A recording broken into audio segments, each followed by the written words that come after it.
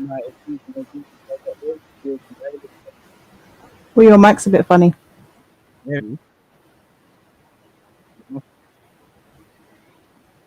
No, it's gone funny. I don't know if this for everyone else, if it's just me. I can't hear you properly. Oh, one sec. Oh wait, it's back to normal now. Is it back to normal? Yeah. Yeah. All right, cool. How you doing today?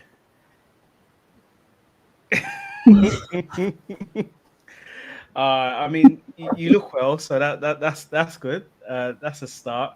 Thank Um, you. you know what? Let's go back before we talk about what's happened in the last few days. Let's go back to the start of the season. At the start of the season, where did you think Man United were going to finish? Because at the start of the season, I said they would finish third or fourth. So they finished second. So on the face of it, it's been an okay season. Where did you think they were going to finish at the start of the season? Oh, outside the top four, Oh, so about fifth or gone sixth above, they've gone above and beyond for you. So you must be in the chuffed. league. Yeah.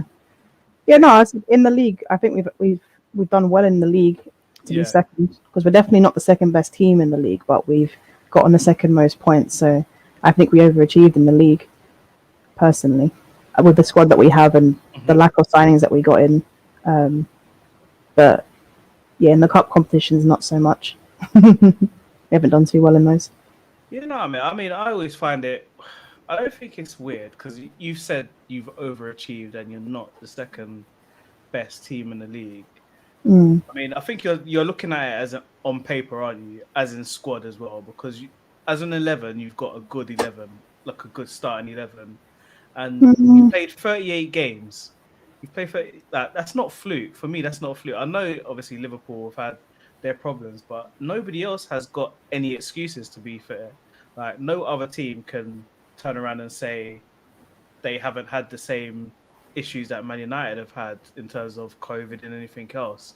So Man United, to be fair to them, and I think with the final coming up, I think they kind of gave up with 3 or 4 games to go. I think Man United kind of just took their foot off the gas in the league, said we're going to finish second, and then just mm. let it play out.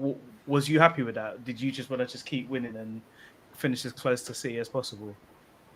Do you know what? There was a stream just before the Liverpool game at Old Trafford, and I said I've sort of checked out of the Premier League. I don't really care about it anymore. Mhm.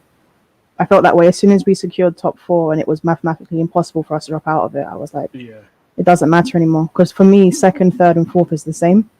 It doesn't matter to me where we finish because it's either you win it or you come in the Champions League spots. It's not. It doesn't matter if you come second, third, or fourth to me. So as soon as that happened, I checked out and didn't really care about the Premier League. If I'm honest. yeah, I totally hear that because everybody, I'm like, because obviously we finished eighth, so that's just crap. But I think, like Mm, you say, once you finish in the top four, unless you finish first, it doesn't really matter where you finish.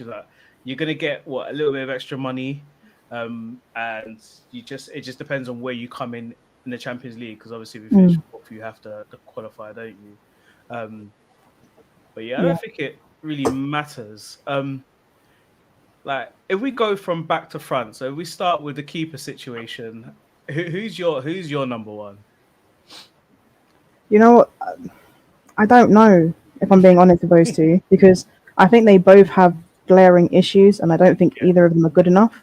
Hmm. The only difference that with Dean Henderson, obviously, we didn't really know at the like, in the beginning of the season how good he was going to be or if he will make the step up. But David De Gea has had a few problems for a while in Yeah. terms of his abilities compared to the modern goalkeeper. But Hmm. that doesn't mean that he's not still a good goalkeeper. It just means that he's not at the level that we want him to be for a modern Yeah. goalkeeper. So I think a lot of teams would still take him even.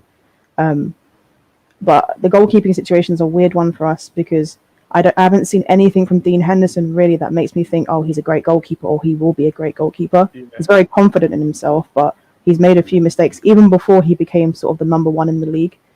When he had his little cameos in that in the beginning of the season, he made mistakes and he didn't look great. So I was sort of on the fence with the keeper, and I still am. I don't really know what to do in that situation. It's a weird Yeah. one. It's yeah. For me, it's a weird one. I'm a goalkeeper, so obviously I watch goalkeepers. David De Gea is much better than Henderson. I'll tell you that. He's a much Mm, better goalkeeper than Henderson. But like you said, the confidence thing in the Premiership, it's about confidence, and I'm not confident and since he's come in, there he's been like obviously shot stopping wise, he's up there with the best. He saves the ball however he wants to, whether it's with his feet, hands, head. He just saves the ball. Mm. But where you really need him in those defensive situations on corners and stuff, especially if Maguire's not playing, Mm. you need De Gea to step up and start coming and catching those crosses and stuff, which he doesn't do. And then, like you said, in the modern game, the ball at his feet and stuff, it doesn't fill you with too much confidence. Dean So Henderson doesn't either, though, with the yeah, ball he at his feet. doesn't. Yeah, Yeah, there's no but difference there for me. he's got that over him on crosses and corners. I think that's where Henderson beats De Gea. But is that enough? Like to win the league is somebody that's good on crosses enough to win you the league? I personally don't think it is. Mm. I think because he was playing for such a bad team last season, if he was pulling off saves, it's gonna make him look top draw because I mean, Sheffield United weren't bad. They weren't bad the season before, so when he was down there, but they were bad Mm. last season. But yeah, it's a tough one, and I don't think Ole knows. I don't think the fans don't know. Most of us don't know. The ones that are not fans, Ole don't know. So how do you go from there? And the only thing I can say is to sell them and get another keeper. But again, who is out there that Man United? Donnarumma. Donnarumma's on a free, but again, he's not great with his feet either. Yeah, he's not. So he's a good shot stopper though, but he's not great with his feet. So um, I can get behind the reasoning for selling that David De Gea because he's on a Yeah. lot of money and freeing up the wages can help towards the transfer budget and the wage budget and all that stuff. So I understand that part of it, but if we're going to sell him and then bring in a second choice keeper and not a first choice keeper, then I'm not going to be happy. I mean, the fact that you signed Tom Heaton, Yeah, like, just says a lot. he's to replace Lee Grant. He's to replace Lee Grant. So you've it's for me. It's just a wasted signing. Like for me, you should just get a young keeper. Just get him in there, get him mixing with those two and see what he could do. You've got him now. He's 35. He's giving it the big talk that he's come to fight for the number one position. Let's be honest, mate. You wasn't even Burnley's top goalkeeper, so you're not going to be Man United's top keeper. Moving into in front of him, you've got the defense. Do you know who you're back for it? I mean, on the face value, I'll say Shaw is obviously number one in that position. Wan-Bissaka, obviously coming in for big money. He's the number one. Maguire is obviously number one because of how much he cost. And then most of us are saying Eric Bailly. None of them. But then Before you I'm ask the not question. confident with any. I'm not confident with any of them. And I know you're. I don't know if you're his biggest fan, but you can see what Maguire does for the team because I always see you tweeting about it. So I know how you feel about Maguire. I mean, the rest of us take the mick out of him because he costs so much money. But it's just banter. It's not serious because if you actually watch Maguire, take him out of the team, Man United, they don't defend, do they? And we saw it yesterday. They just don't defend. So we know how much of like how good he is, and it's not his fault that he cost £85 million or whatever it was it? He didn't say, Yeah. come sign me for that sort of money. So we have to be fair to him. But again, where do you go from here? Like, how many defenders do you need to sign? Are you actually convinced by Wan-Bissaka? Because I'm not. I don't rate Wan-Bissaka at all. I don't. I think he's incredibly overrated. I think that defensively he's overrated. I think he's a good one-on-one defender, but his positioning's poor. His judgment of aerial balls is horrendous. This issue we have at the back post where he doesn't seem to take initiative is really poor. Lack of awareness. That's just defensively. I think in the second third, when it comes to build-up, he's horrendous at times. Like, don't get me wrong. Every now and then he does something good. Like I remember against Aston Villa for the Martial goal, he played a big part in that, and he was good. He sort of used his initiative a little bit, but overall, I think he's incredibly limited, like most of our players in the squad. So, do you think that is a position? Because I say it with Arsenal, if you've got Kieran Tierney on one side, you need the equal on the other side. If you've got Luke Shaw on one side, you need the equal on the other side, which you don't have. Liverpool have it; they have the equals at left and right back. And I think if you're gonna play that sort of football, you need it. I don't know. It really freaks me out when someone slides so much in a match. Because I always remember Maldini saying, if you need to slide tackle, you've made a mistake somewhere. But I watch him, and I think his first thing is to slide tackle. Before doing anything, it's just like, I've got to make this tackle look good. And a good winger would know that's coming. They know that he's going to jump in. They know he's going to dive. Try and make that slide tackle. I'm not convinced by him. You're not convinced by him. So, again, is it someone that you would sell? No, I wouldn't sell him. Yeah. I think it's a thing where we just need to bring in a right back that's more useful in build-up play. I think there's this sort of idea that Wan-Bissaka would improve if we got a right winger. I understand it to a degree, in the sense that he will have someone to partner him properly on the right side.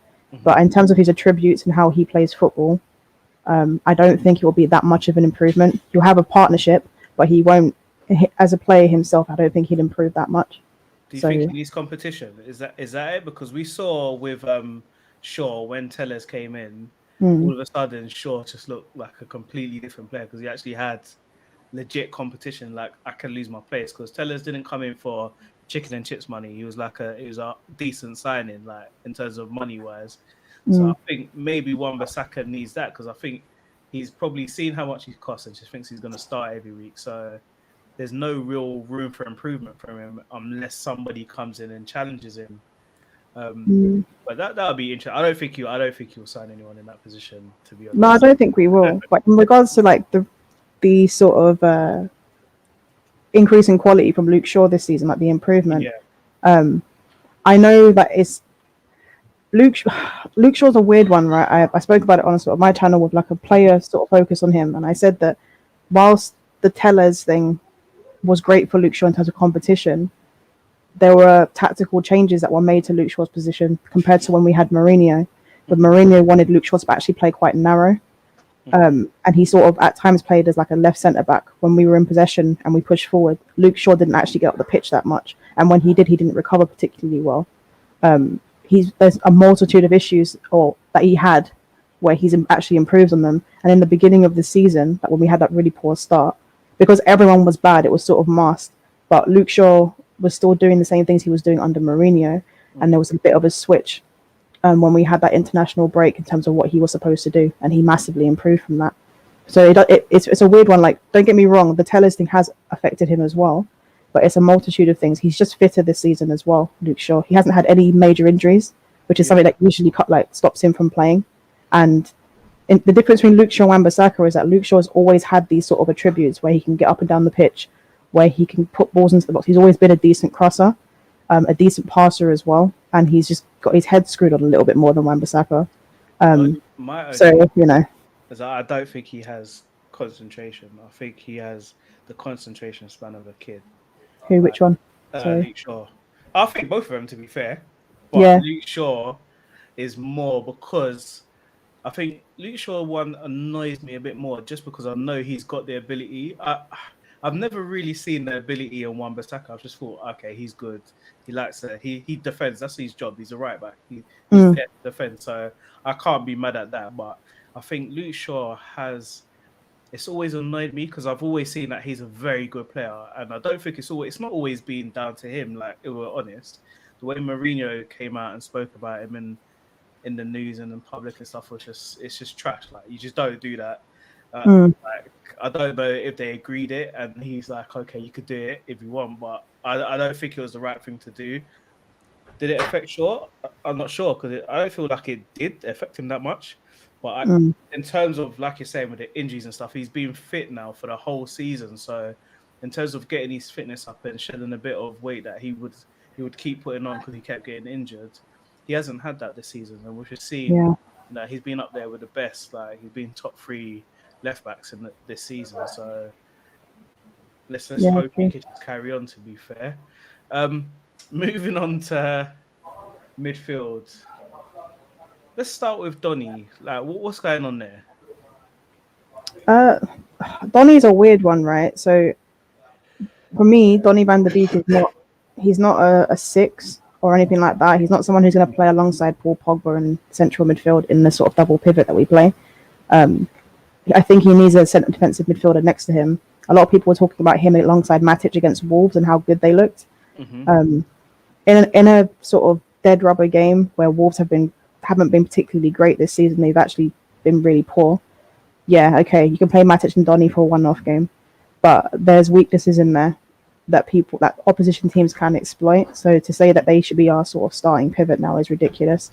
We need a defensive midfielder because we don't really have one Mm-hmm. that's worthy of using, because Matic is like 80 years old. Yeah.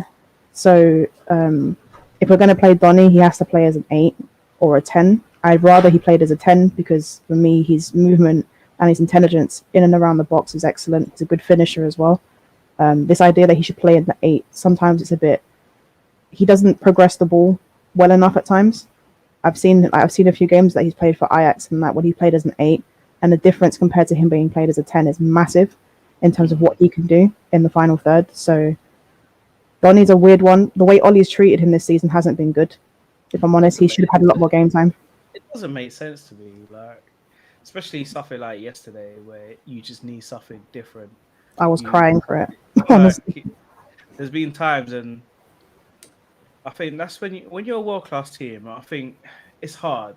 You should be winning as a team, but obviously Man United have more relied on individuals to keep getting them out of sticky situations. But that's the whole point of being a top team and having these players. You know, when Pogba's on form, he could get you out of trouble, and Fernandes is on form, Cavani, Rashford, whoever. So you're a top team, so those things are going to happen. But I think you'd want more of a team effort where it's a bit more shared around. We all saw what Donny was doing for Ajax. It doesn't make sense. The only thing I could say is he didn't sign him. For me, that's the only logical excuse we can have for what is going on, is that he didn't sign him and he's just not playing him just to prove a point. Like, don't sign me players I don't want. And that's because he's literally, how many games has he started this season? Is it 5 or something stupid? Is that? It's just probably 7 or 8. It's really dumb. Yeah, he's made like... I mean, if we're talking, Europa League, but in terms of important games that, I don't think he started many, and for me, it doesn't make sense. And Ollie has his favourites. Yeah, he has his favourites, and you've got Fred and Matt Muffin there. That little partnership there. For me, that's 2 players doing one person's job. And for me, that's why Man United are in the position they're in, because they've got 2 players doing one man's job. So it means that they constantly have to leave somebody out, whether it's Pogba or Rashford or whoever. Somebody has to get left out every week. And I think if Man United fix that, where they just get one player that could do it all, then I think you're going to see something half decent from Man United next season. And I think the player that everybody wanted, that obviously no one can get now, is Kante. If you had Kante and Pogba together in midfield, you wouldn't have to worry about anything, but you don't have that. I don't know who the next person that you would want, Basuma or Ndidi, somebody like that, which I think Man United can I don't want either. Basuma. You don't want Basuma? Okay, not for us. Not for us. As a CDM, no. If we were to replace Fred with him, I'd be cool. Because he's more of a box-to-box player with an emphasis sort of on defense. He's not a sitting CDM, in my opinion. So I'd want someone that sits and lets Pogba go forward rather than forcing Pogba to sit while Basuma goes forward. It doesn't make sense to me. So I would want a sitter. What is your view on Fred? Me, I think if Fred was playing in but if Fred was playing in Spain, Fred would be a top, like he would be playing for one of the top teams. I don't think his style of football suits the Premiership. I'm not quite sure what his style is, but it's not Premiership style. And I think his size, I can't even say his size, because look at the size of Kante. He's my height. Yeah, like I just don't. When I watch Fred, I'm not quite sure what I'm supposed to be seeing. Like, what is he supposed to be doing? And I think was it you and Man City, sorry, that had a bidding war for Fred. Like, was he going to Man City? I think it was wasn't Man a City bidding or war. Chelsea. But you both wanted to sign him, didn't you? It it wasn't a bidding war. I think City were looking at him, and then Shakhtar said 50 million, and they were like, no, because they have a brain. And United were like, okay, we need a midfielder. Even though Mourinho doesn't want him, we'll still get him anyway because Man City wanted him, and therefore he must be good. That was basically what our board did. So Mourinho didn't want him either. The whole thing is like, because when we talk about money, I think people always look to Man City and Chelsea and say they spent loads of money, but I think since you guys lost one, the last trophy you won, is it in 2018 or 16? 16, 17?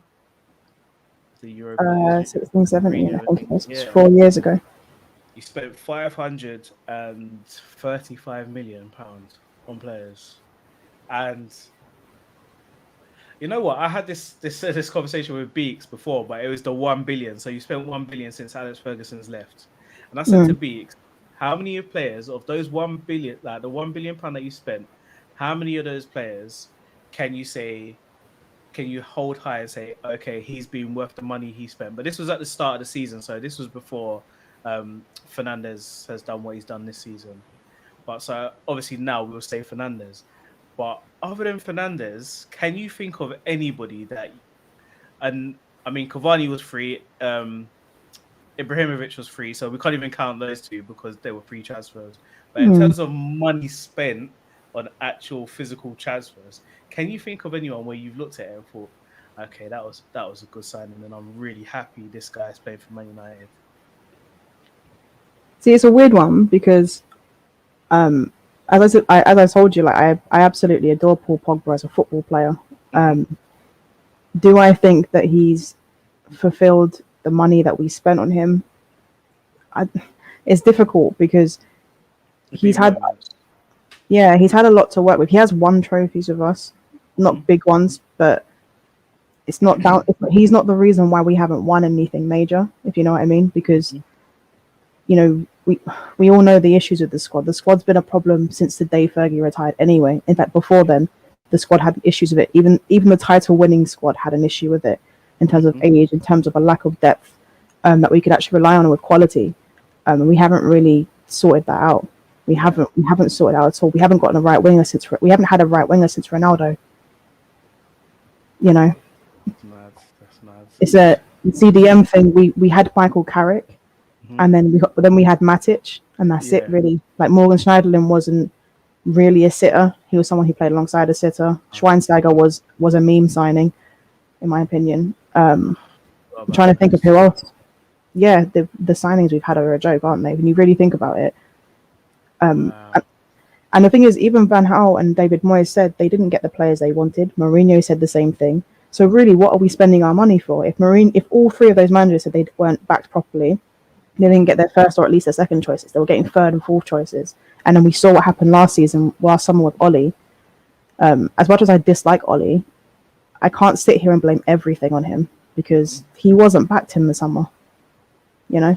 So yeah, no, I mean, me looking, obviously, being an Arsenal fan, so me just looking in, I see, I get the frustration with Ollie. Like yesterday it was frustrating for everybody. It's frustrating for us watching because we're like, okay, now make a substitution, and it just didn't come. And you're sitting there thinking you've got to extra time now. You've got 6 substitutions now.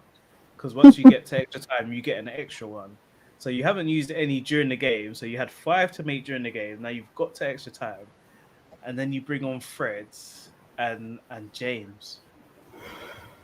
And it was just like, you've just given them, like, they probably look at it and celebrating because they're like, well, Man United now have said to us that they want penalties because, I mean, even just bringing on Diallo, just get somebody on that's just going to run. That's going to run around like a madman and try and make something happen. And I think he didn't do that. So in that sense, yes, he's going to take that. He's got to take that because he's done that quite a few times this season, hasn't he? He's done that where he's had chances to change things.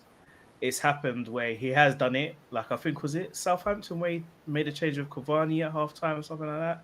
And then Cavani won the game. I can't remember. He made some sort of tactical change or whatever, but he made it and they won the game. But Mm. it's few and far between, and I think that's where you become a top manager, is being able to see what's going wrong and making the changes. And I think that's where he hasn't.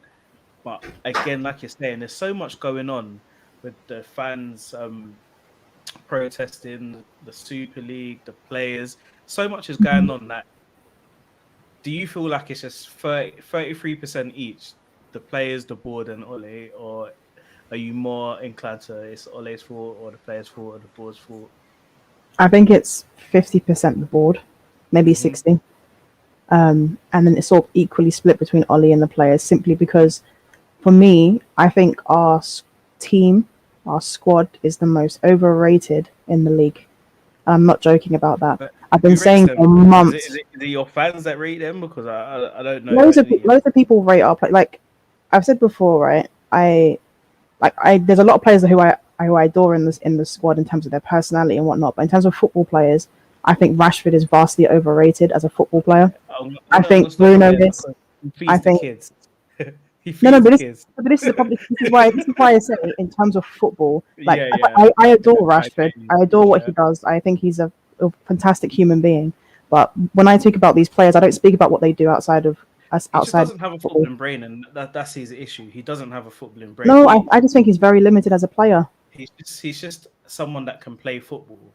He doesn't have a brain like a footballing brain. Like he gets the ball and sometimes he looks confused. He's a Theo Walcott with techers.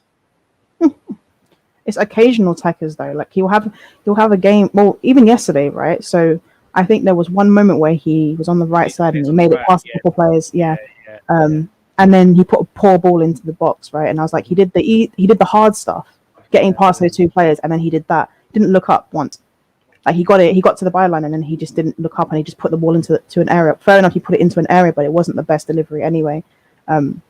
Rashford has those moments in the game where he will score or assist or create a chance, but my issue is with players now is that yes, you can score all those goals, blah blah blah. But what are you doing for me over 90 minutes? Like we can't keep relying on players to have that one moment in a 90-minute game where they might score, and that's what Ollie did yesterday, right? That's why he kept Rashford on. he That's was. why he kept Bruno on because he wanted them to bail him out and do that thing that they've been doing all season. But at the end of the day, it backfired on him, and it's been backfiring on him quite a bit recently, where he's keeping players on where they shouldn't be on. Just take them off, punish them for not playing well, and bring on someone who wants to win the game. Because So what's happening now is he's getting a free ride. is any of it down to coaching though? Because I Yeah, think there's a coaching issue, I'm I sure. think like I don't know. Maybe it's because the way they came on the scene. Rashford scoring the goals against Arsenal, and I think was it a Champions League game he scored before he scored against those two against Arsenal. Mm. Martial, the way he came on the scene and scored against Liverpool, and I think when he scored that goal against Liverpool, straight away everybody said Thierry Henry, and I think that's what those things stick in people's heads. So I Mm. think there's been times where they have just been elevated to some crazy level because of things that they have done, like the couple of things they have done. But like you're saying, it's what are you doing over 90 minutes? Like, are you linking in with the play? What are you actually doing? You can if somebody's gonna you can have someone like Jamie Vardy who could do nothing for 90 minutes but is always gonna score. He's a But striker, though. yeah, but you can't afford to have that on the right. And that is my same issue with people like Pepe for Arsenal. Like it's okay you scoring these wonder goals every 3-4 weeks or whatever, but over 90 minutes, what are you doing? That's what we want to see. Like that's what we Hmm. paid a big money for.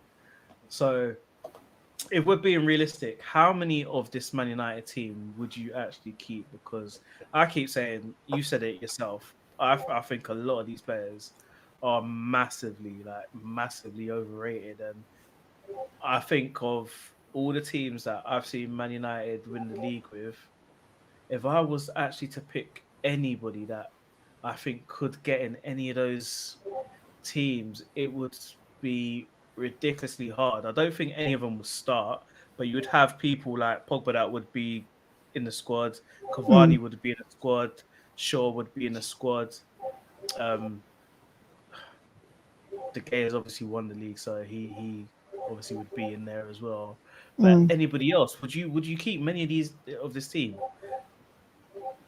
If you had your Um, own, if you could just do what you wanted to do, how many of these players would you keep? hmm.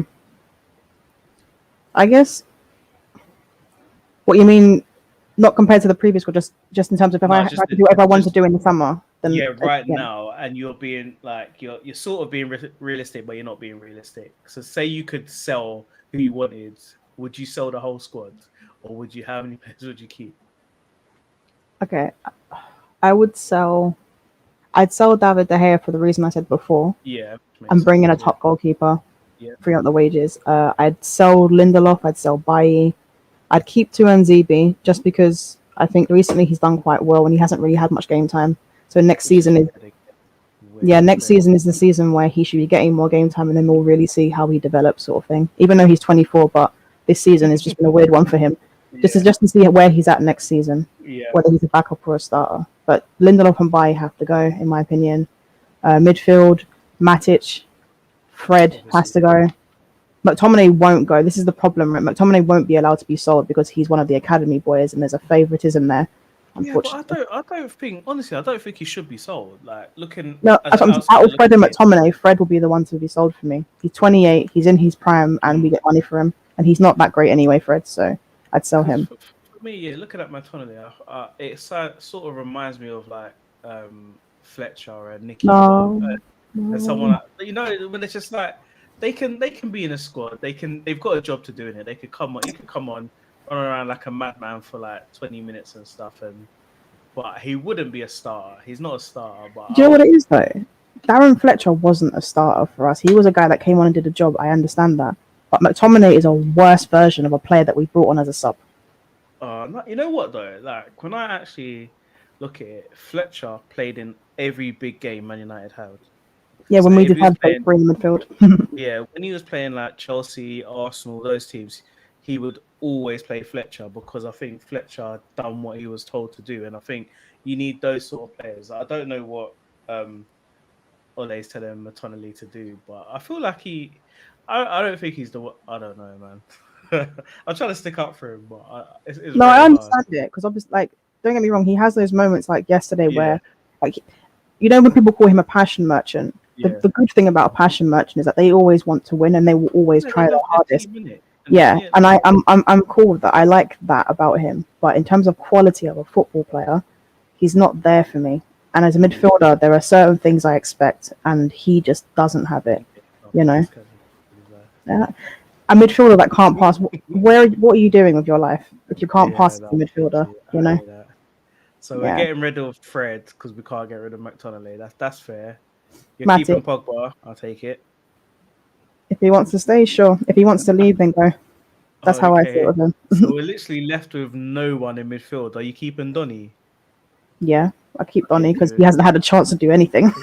Okay, so at the moment we've just got Donny in midfield because the rest are just basically being sold. Oh no, I'd keep Maguire and Shaw in defense. Oh, in defense, I just sell by in love. Yeah. What about Wan-Bissaka? We didn't mention him. You keeping him? Yeah, I guess we'd keep him. Yeah, but I would want another right back though. Yeah, so we've got three players so far. Did you say you was keeping Henderson or selling both? No, I'd sell David De Gea because of the wages. Okay, yeah, that makes sense.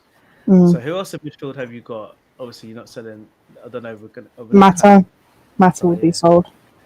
We should say release because no one ain't paying for him.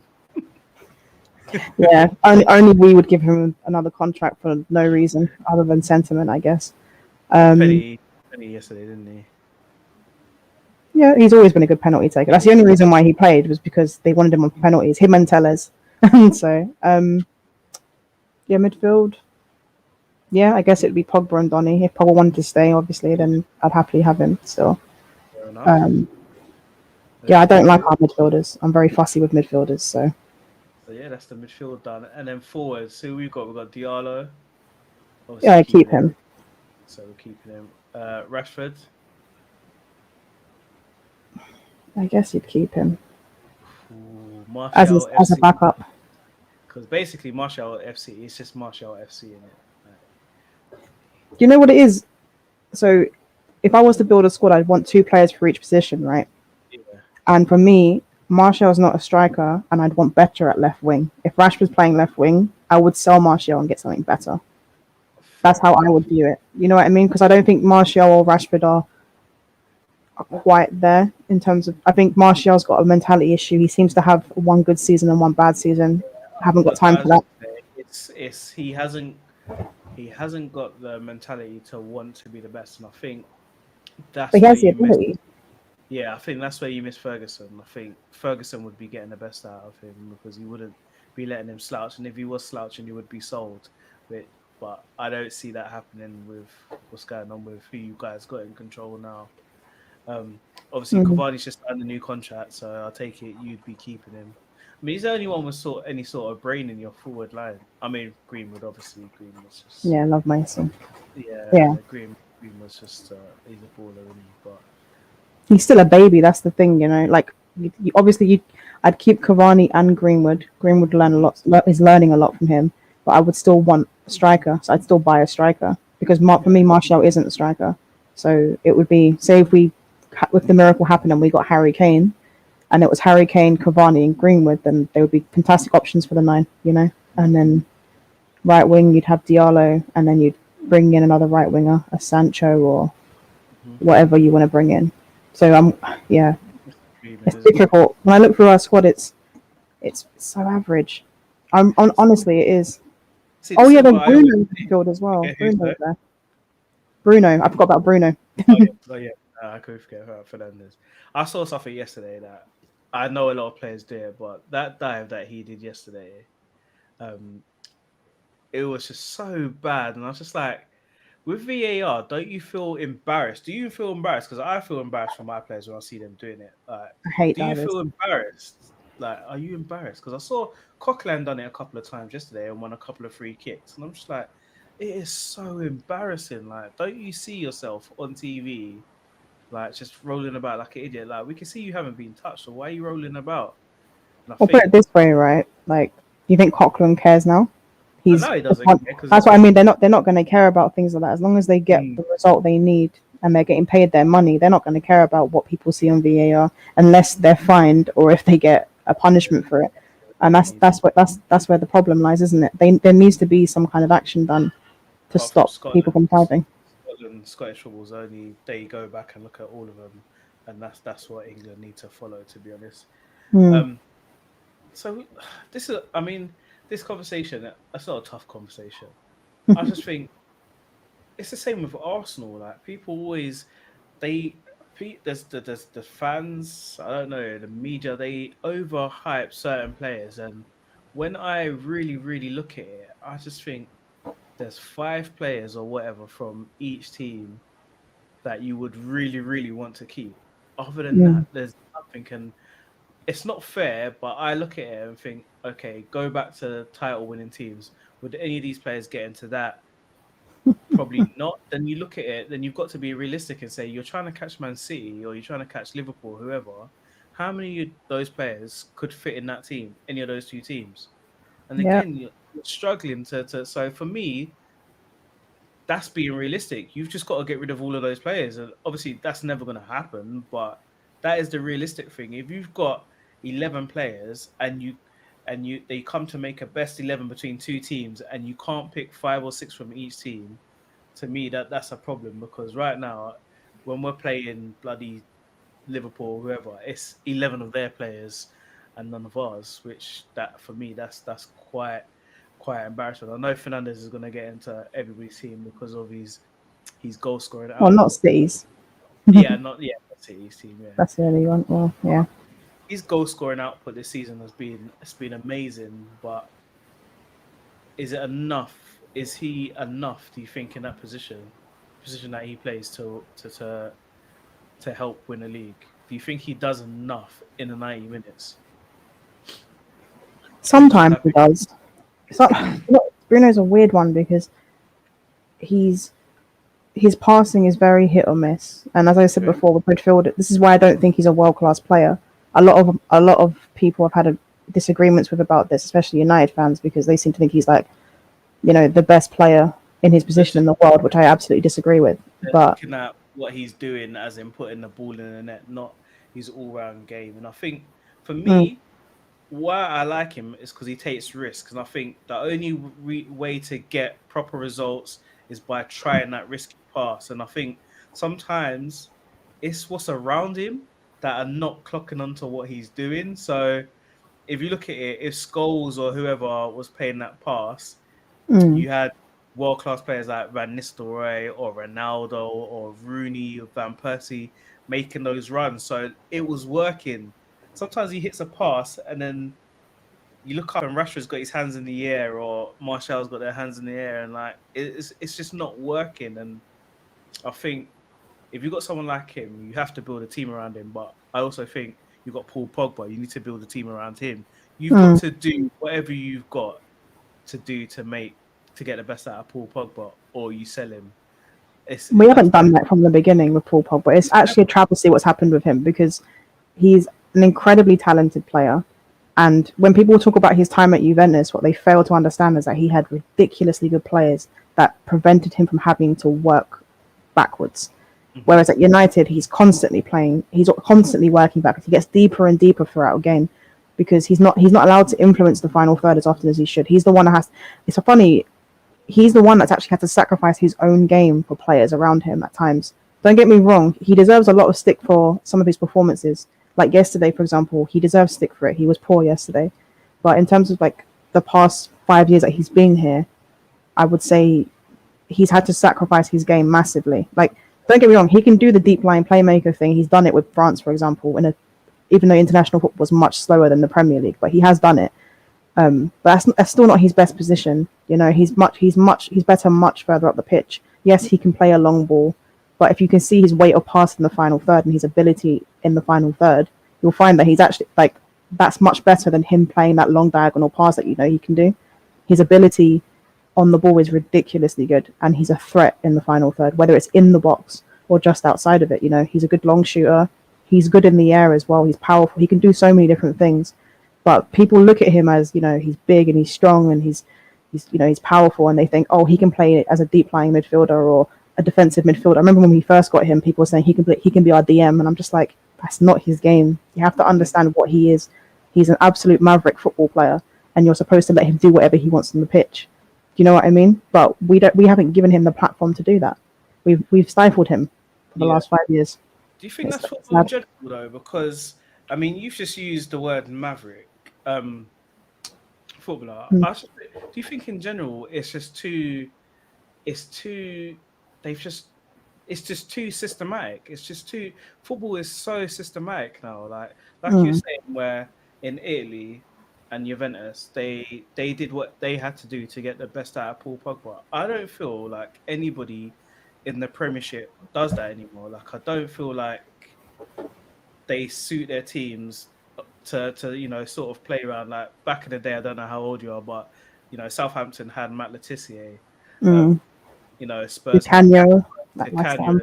Yeah, so you had players that their teams were built around them because they were that good. I feel like everything's just so systematic, and I think that's probably why Liverpool failed to reach their heights this season, because fair enough, they had their centre back frailties or whatever, but I don't think Mm, that was the whole story, because there was a period where they went 7 games and they had, I think, 87 shots, 87 shots and scored like 6 goals. mm, So you were still making the chances, but I think Klopp just had one way of playing football, and he just kept trying to do it instead of just changing, working with what he had and changing. I think Ole is the same. I think Arteta is the same. Where they're just so like, it's just my way or the highway, and they have never changed. And you mentioned that, we both mentioned how Fletcher was brought into certain games when Man United went free in midfield and mm, stuff like that. There was even times where Dennis Bergkamp, of all players, played left wing for Arsenal, mm, but it was to work.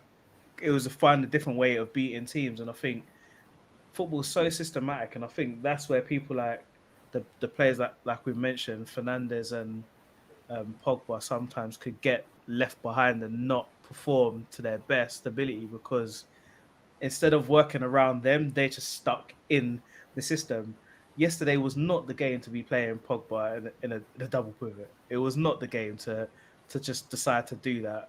Like, I don't know. Like I felt so. I think in the first half, I think the main issue in that game was our lack of productivity in the final third because there were times in the game where we were pressing well. We were winning the ball back. Like in the beginning of the game, we were winning the ball back really high up the pitch, and Villarreal couldn't get out of their third until we fouled them, and then they got to come out a little bit, and then we came straight back at them again. So it wasn't a lack of energy or anything like that. Like Paul Pogba was finding really nice passes as well, a couple of really great passes. The problem is that why not have started doing this from say 10 games ago? So like the team built into playing like this for these games. It was just a weird thing to do right now. Fred got injured as well before the Oh, game. he's injured. Okay, He got injured, so I think he was planning to play McFred and then Pogba. The only problem is that I think he was planning to play Rashford on the right and not Greenwood, which would have been horrendous anyway. Well, he was horrendous throughout the game anyway, Rashford. But this thing with Rashford, it has to stop now because since the beginning of the year, 2021 has been a terrible year in terms of performances for Marcus Rashford. Mhm. And normally he sort of gets out of this funk and he goes on like a little purple patch and stuff. But he's scored some goals. But again, like you said, the performances have been really poor, and he's been starting games over Greenwood at times, and it's been a bit of a joke, really. Like just drop him, stop giving him what he wants all the time, even though he's playing poorly. Punish him for being bad in games. Whereas Greenwood's been dropped at times after having a great game where he scored Yeah. and done quite well. Do you think it is his numbers though that Ole seeing and thinking, okay, he has to be playing? Probably, but the thing is, when a player hasn't been playing well for about 6 months, or 5 months even, it's 5 months, there needs to be a little bit of an intervention there, you know? It's not like it's been a few games. This has been 5 months. He's also been carrying injuries. And these aren't like little niggles that most players get. These are big injuries that have been affecting him the whole season. It looks like his arm is hanging off. That was the weird thing. I can't remember what game it was, and I swear to you, I thought his arm was hanging off, and they didn't want to sub him off. And I was just like, the guy is in clear pain, and you're just going to just keep playing him for what reason? I mean, Yeah. looking at his stats, he's got 9 assists and 11 goals in the league. Then the next person is Cavani. He's got 10 goals and 3 assists. Then obviously you've got Bruno with 12 assists and 18 goals, which, let's be fair, like that's quite amazing. I think about 8 of them are penalties, no? I'm not taking it away from him. Let's I not think take it away from him, but I get what you mean, because it's hard because you can't take somebody's goals away, but penalties are an art in themselves. But what I'm saying is there's an open play issue. There is an open play issue with us. Yeah. Oh, what's he saying? Let's read and Ian Dowie are available. Nathan's always got those mad jokes. Big up Nathan. But yeah, Really said this to me. it's just like, I don't know. Like, can you see next season being any better? I mean, where did you finish last season? Not the season just gone now. The one Third. before. So you finished first. So you're in and around. You're in and around every season. So Ole has something about him. He's like, if we're gonna be honest, but I don't know. Like, it really depends on who you guys bring in, because Liverpool are not gonna. They're gonna be back, aren't they? Like, they're gonna have to sign 2 centre backs or whatever, and if they get those 2 centre backs, then they're gonna be back. Chelsea, they're only gonna get better, and it really depends on if Harry Kane goes to anyone in the Premiership. If he goes, or Sancho, if they go to anyone that isn't you, that I think that puts you guys in a really, really sticky position. Well, we have no one else to blame but ourselves, because Sancho should have been on last season. Like, if the board are going to complain about that, then we're finished, because they're the ones that were incompetent in the first place. They won't take any blame for it. They'll just sack Ollie, move on to some next idiot that wants to join us, and then they'll get sacked in a couple of years as well. It'll just be a cycle. Kind of bored of it. I think today they were talking about giving him a new contract. I don't know if that's him giving him a new contract to sort of take the piss, like, I'm leaving, so give him a new contract and then I'm gone. Like, why you not just? I don't know. Like, are you worried about next season? personally. Yeah, of course I am. I don't think this summer is going to go well. I think there's all this propaganda about how United want to sign 4 players and all that crap. I don't trust this board because I know what happened with Jadon Sancho. I have the inside scoop on that one, and our board screwed up massively in that deal. And we should have had Jadon Sancho. He was packed and ready. And the fact that he didn't come, and the fact that the transfer window went as poorly as it did, shows the level of incompetence. Does Jadon Sancho have the faith in this board to get the deal done? I don't think so. It was Do other pretty players? clear that he was coming to Man United, and I think Mm. he himself, because he started off this season really bad, so it obviously affected him because I think he felt he was coming to Man United. All of your fans did. I just think, again, I hate to say it, and I think this person is a cloud over you guys as well, Alex Ferguson. I actually think he's a cloud. I actually think sometimes him being so close to the club still is actually a bad thing. Like yesterday, like him being around and stuff. I don't know if it's a good thing for him. I'm so glad that Arsene Wenger just doesn't have anything to do with Arsenal. I'm glad he hasn't been to the Emirates since he's left, and I'm actually happy about that because I don't think it's good for who's in charge. I don't think it's good for the manager. I don't think it's, and I think everybody just keeps going back to that. Well, Alex Ferguson would have done this and would have done that. If we're honest, Sancho would be playing for Man United if Alex Ferguson was in charge. That deal Mm. would have gone through. There would have been no doubt about it. You guys would probably have Harry Kane and Jadon Sancho playing for Man United if Alex Ferguson was in charge. And I think, again, like I said, it's down to the board. It's down to Ole as well because even when you guys have Moyes, did anybody want to play for him? Like there was a chance. Thiago wanted to come to United, and David Moyes said no. I That's a think fact. there was Fabregas and stuff like that as well. Oh, Where I think Fabregas rejected us, but yeah, Thiago definitely wanted to come, and David Moyes was the one that said right, no. That's nuts. there are a few players that probably look at your manager and be like, I'm not quite sure. So I think things like that. To replace Romero is baffling because he's their best player. I Romero, wouldn't go that far. Romero was good. I wouldn't say he's their best keeper, but he was good. United are going to sign Harry Wilson, Todd Cantwell, and Mandzukic. Do you rate Cantwell? Have you seen enough of him? Not really. I don't think people on our board even know who those players are, so we're not signing them. What about Well, do you see a possibility in Grealish? Is he someone that you want? I'd love him. Don't think we're going to get him. There's a lot of players that I would love, but I think you're we going are to get just getting them one. out. So. I think you're going to get one big signing, and I think that's all you're going to get. Whereas it makes sense to probably get 2 or 3 very good signings, like maybe get like you're saying, a proper defensive midfielder, and no, what you really want, a right winger or another centre back, which would probably set you back 80-90 million. I think he's going to just sign one player for £90 million and just be like, okay, I've made that big signing now. Leave me alone for another year or two.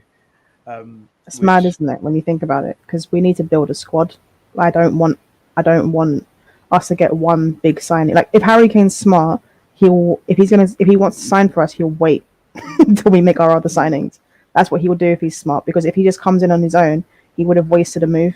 Because he's not going to win anything with us if we don't build on this or build on the team and get the right players in. So if he does want to come to United, which I think he's got better options to be honest, but if he does want to come, he better wait until we sign the other players. And do you feel so right now, if you have to get rid of Ole Gunnar Solskjaer, would you get rid of him? And who would you get in?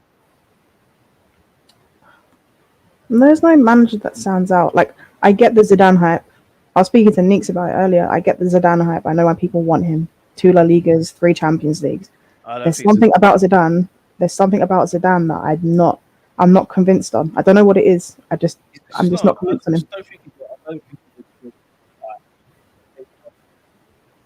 him. You're very quiet. You've gone funny again. Your mic. Can you hear me? Yeah. Yeah, sorry, that's because I keep moving backwards. Yeah, I think Zidane is not the man because although he's done well with some of these Real Madrid teams, when some of them have been quite bad, and like he's done well with them, I don't think he likes people. I don't think I've ever seen Zidane smile. I just don't think he would be a good people person. And I think the next Man United manager, I mean, Ole is a good people person, but I think you need someone that's both. And I think you need a really big manager to come in next because you need to get the players in. And I think the only way you're going to get the players in is if you've got the right manager. If you go and get, oh no, Brighton manager, who's going to want to play for him? But this is the thing, though, right? Like the only big names that are sort of available at the moment. Obviously, Allegri's going to Juventus, isn't he? So you've got was it Conte and Zidane? If Conte comes to Man United, our fans will be pissed all next season because he doesn't play the football that people want to see. Because, you know, as much as we all like to see good football, at the end of the day, winning is the most important thing, more so than the entertaining football. You're not going to get that with Conte. Mm-hmm. And even Zidane's football at times is quite pragmatic as well. He's not an overly attacking manager. So when people really think about it, are these managers really what you want? Obviously, some people have the agenda of, you know, I want Ollie out at all costs and all this. Don't care who we bring in, unless as long as Ollie goes. But for me, it's like I don't like Ollie as a manager, but there's no manager that stands out for me where I can say, yeah, sack him and then bring in someone else. There's no one that stands out at all. It's really weird because I know like people have spoken about Conte not being that attacking or whatever, but they've scored 90 goals in the Liga this I hear it. Liga, so in Serie A. And obviously it's a lot to do with the two guys they've got up front, which obviously one of them you did have. Would you take him back though, striker? Lukaku, no, he's not.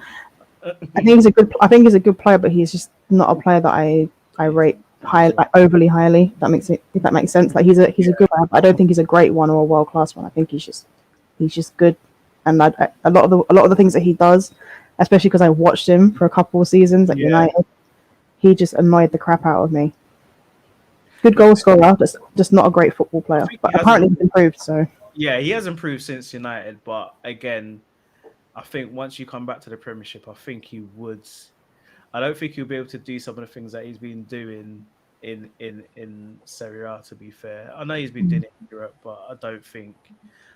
And again, you got Greenwood. I just think the next forward player you sign has to be a smart signing because you've got Greenwood that if he misses a chance in front of goal, you're like, what's just happened there? Like when you see Rashford or Martial miss, you're kind of like, oh, okay, they've got that in them. Even Cavani, because we've seen Cavani miss loads of chances for whoever he's played with. So we know he has that in him, but he's still a gun, man. He's still always backing. But out of all your forwards, I think Greenwood is the most natural finisher, and I think you need to be careful with who you get in next. I think Kane can win you the league, but I think Sancho, it makes more sense. I don't know what you think. Wait, do you think Kane would win us the league if he came in and he was the only signing? No. I think you'd need. Yeah, if you've got a defensive midfielder as well. I think you could win the league with Kane. I think he's that good because it's just 30 goals. It's guaranteed. He gets 30 goals playing for Tottenham Hotspurs. I don't even think people realize how like he's playing for Tottenham, and this season he was doing what you was talking about Pogba. He was sacrificing himself to sort of help the team out, and that's what Kane did. He stopped scoring goals to start setting other people up, which was a bit crazy, but while scoring goals as well. By the way, that's what's crazy about it. Yeah, Kane's phenomenal. He's a fantastic player. If you got Sancho and Kane, I think you could probably win the league with what you've got. Nah, I think you could. You know. Nah, not with that midfield. I can't. No way. No, you've forgotten. You forgot about that midfield. And you know what it is for me, right? I think it's a thing where I think we'll get two signings. I don't know how big the signing is going to be. But for me, it's CDM and striker or CDM and right winger. If we're going to get two, that's how I would do it. Just because we need more quality. We need more quality in midfield. I can't deal with McFred for another season. It pains me. I think you guys call for a right midfielder or right winger so much because Aaron Wan-Bissaka's bad. I think that's what it is. It's not just that though. We just don't have a right winger. If you had a good right back, I don't know. If you had Trent, right back for you guys, and he was putting in the deliveries and stuff that he does for Liverpool, you wouldn't be thinking that much about a right midfielder in my eyes. Because if you had, say, Mhm. Harry Kane or whatever, you've got balls coming in from Shaw, you've got balls coming in from Trent, so it wouldn't worry you that much. I think you guys want a right winger so bad because Wan-Bissaka offers you nothing. He literally offers you zero. Like, going Yeah, forward, he offers you zero. Even Bellerin, like as bad as he is, he's running. He offers us something. Like Chambers, even Chambers offers us something, like running off people and stuff like that. I actually think going forward, which is bad to Wan-Bissaka because he's a right back. His job is to defend, and that's what he does well. But I think, like oh, you said, aspects of it. Well, not all of yeah, it. yeah, Aspects of okay, he it. does aspects of it well.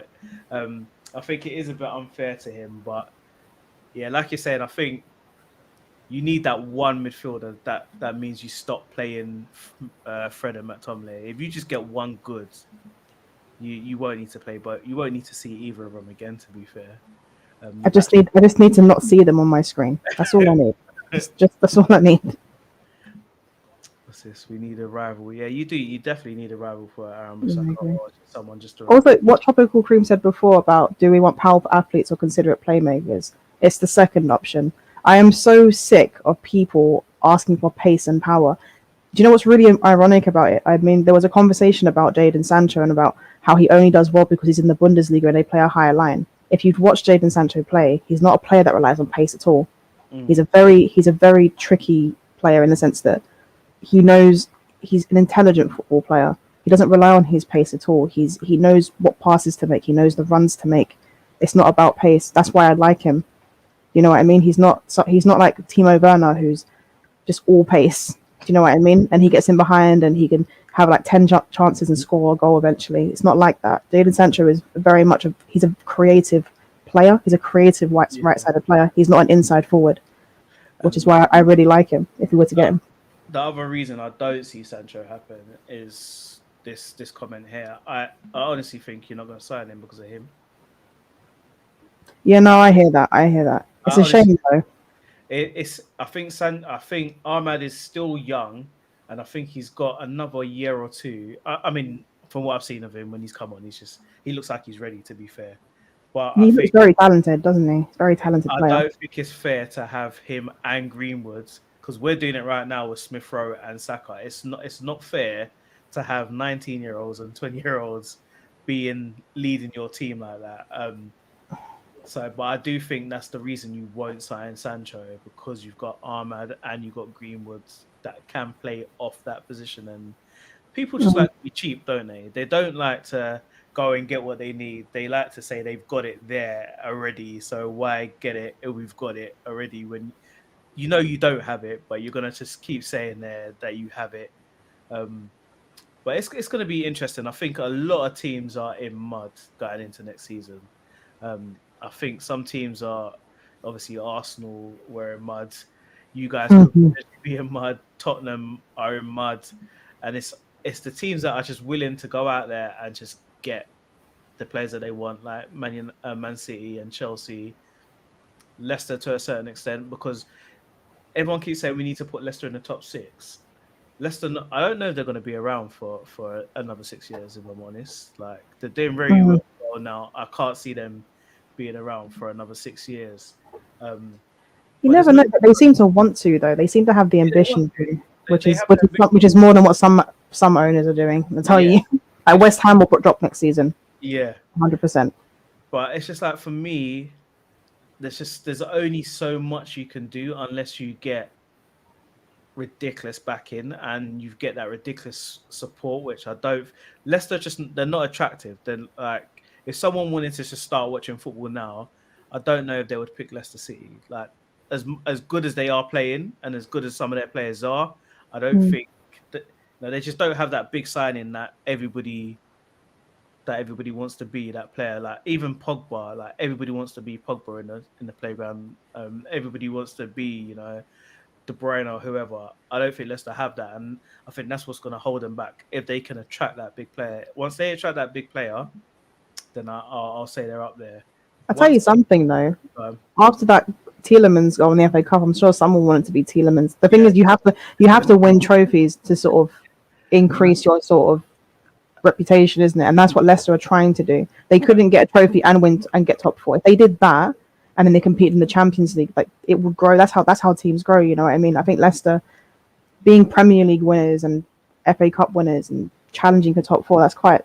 So it's very impressive what they've done. If you really think about it, We can't they've won a title when our teams haven't. we can't underestimate 10 what years. they've done. And I think Leicester, they're in the Champions League. I think Leicester should.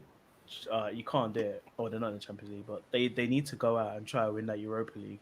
If they could win the Europa League, then I think that's gonna start getting people like, okay, this team is serious. But oh gosh, Williams, are you selling him? I forgot about him. Is that his name? What, Brandon Williams? Brandon, yeah, Brandon. I saw him. Oh, crying. him. Oh, he needs a loan or something. I don't know why he's still here. No, I saw I him do know. crying. He's back up for Wan-Bissaka because we got rid of Dallo on loan. But he looks lost every time we play him. He's really aggressive and he gives away too many fouls and he's And James, something. that was another player that we didn't mention earlier. Is he one that we're selling as well? Oh hell yeah, he needs to go. He needs to go. Just give him to a bottom 6 team. No, I mean, I totally, honestly, I've agreed with everything you said today, and obviously you're a United fan. This is probably the last 2 years are the only 2 years where every fan is probably a bit equal because we've been able to watch each other's matches. Like every single match is not. I don't think there's been a match that I haven't watched of like the actual supposed top six. Like we watched everyone. It's a bit more equal when we can talk about other teams in it, but obviously you feel it more than anybody else because it's your team. So Yeah. How are you feeling about yesterday? I don't know. Obviously I'm pissed about it, the way it happened, and I think I'm pissed about the way we performed and the lack of ideas from Ollie. For me, you go 110 minutes or whatever it was. Sorry about the dog if you can hear her. I was wondering when it was, I wasn't sure if it was someone outside. No, it's my dog being a prat. I think the fact that our players performed so poorly in general was really disappointing. Yeah. You know what I mean? Like big players just didn't turn up. Ollie didn't make any changes, which he really should have because there were too many poor performers.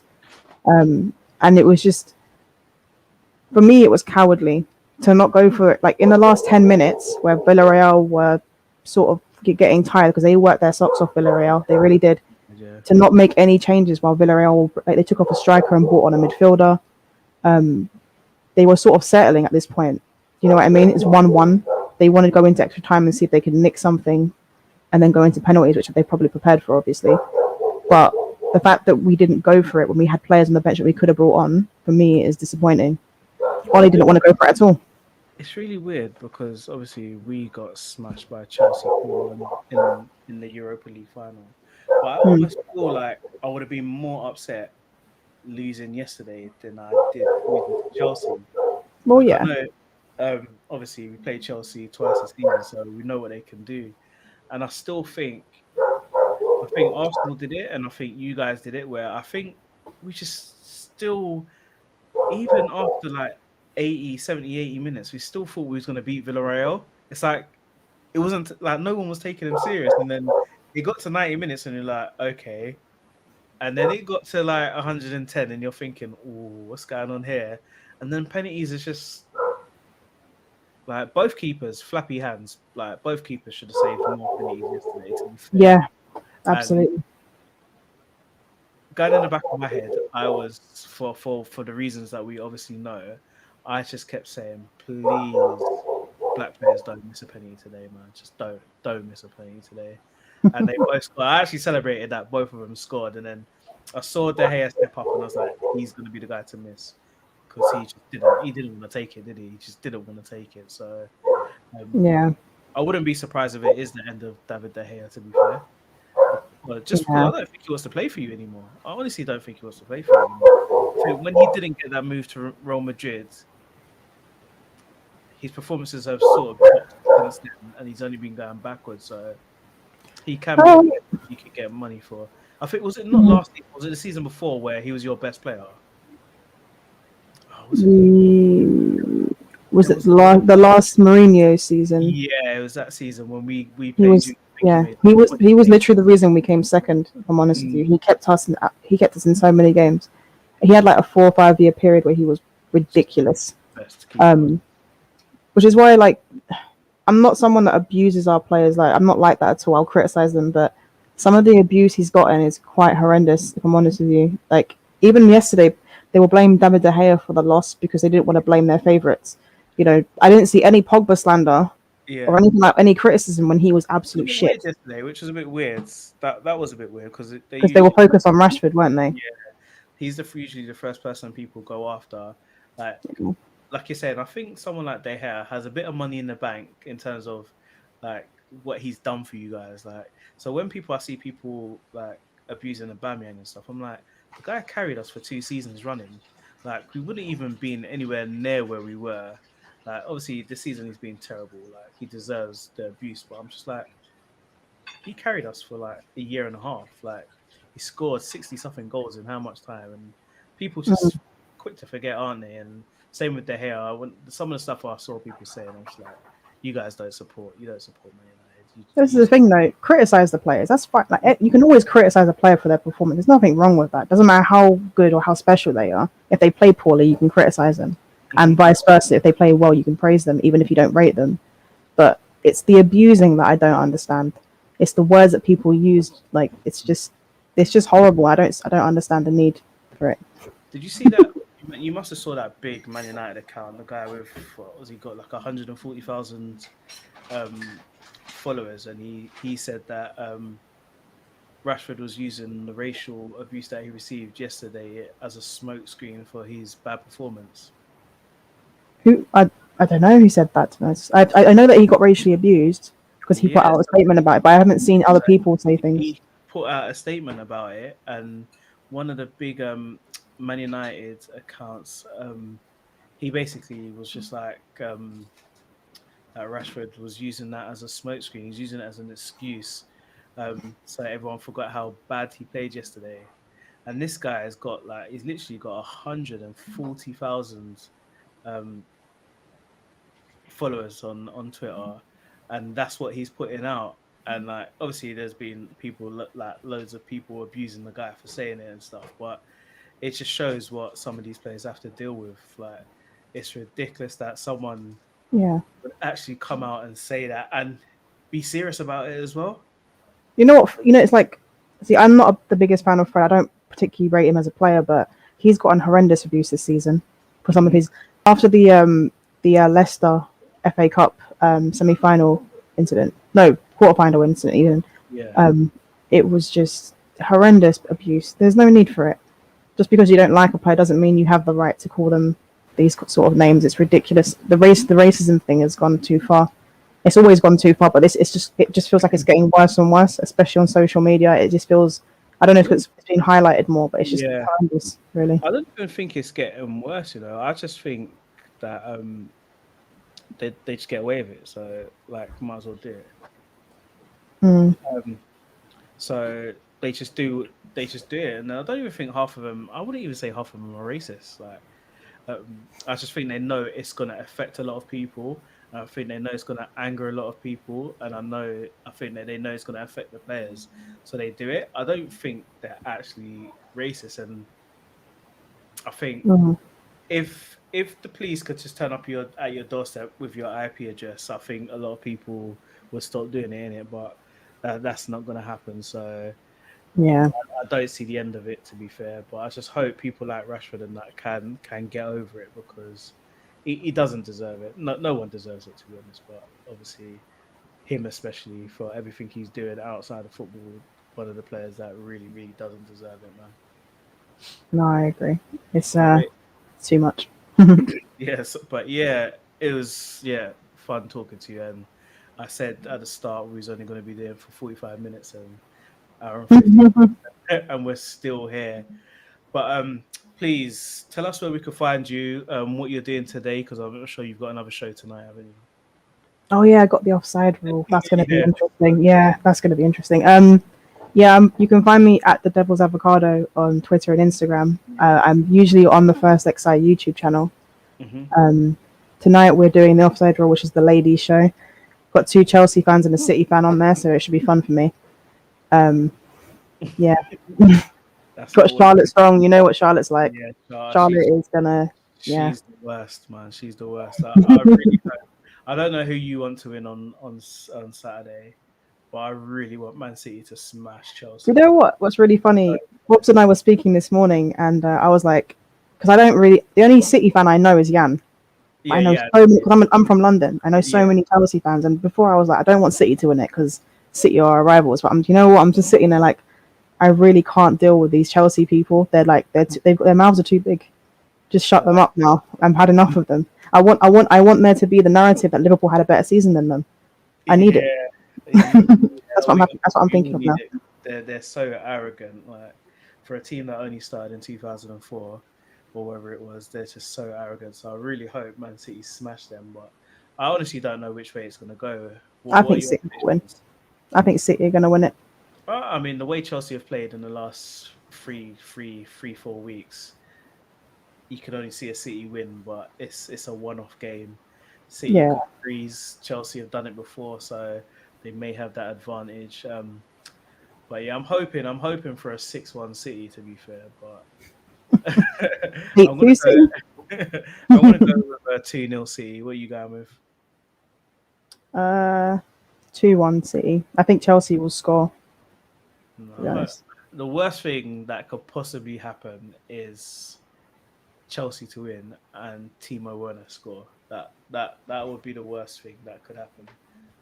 Yeah, no, I don't want to deal with any Chelsea fans. Like they're too much. They're too loud. They're too arrogant. It's boring. Honestly, I need them to be upset. I'm gonna actually pray tonight for Man City. Hopefully they. But thank you so much for coming on at short notice, and obviously I will be returning the favor when you invite me on. So Broad watch tomorrow. There you go. Send me the invitation. And, yeah, thank you for having me on, though. No worries. Have a good evening, everybody. Make sure that you like and subscribe to both channels. Make sure you follow the Devil's Avocado. I was going to call you the Devil's Advocate, so I don't know why you did that. Devil's Avocado. She knows what she's talking about, as you can see. She released a very, very, very good video on Manchester United the other day. So please head over and go and watch that tactical analysis. So everybody have a good evening and see you all very, very soon. Oh, you zoomed in on me. Wow. Please, low.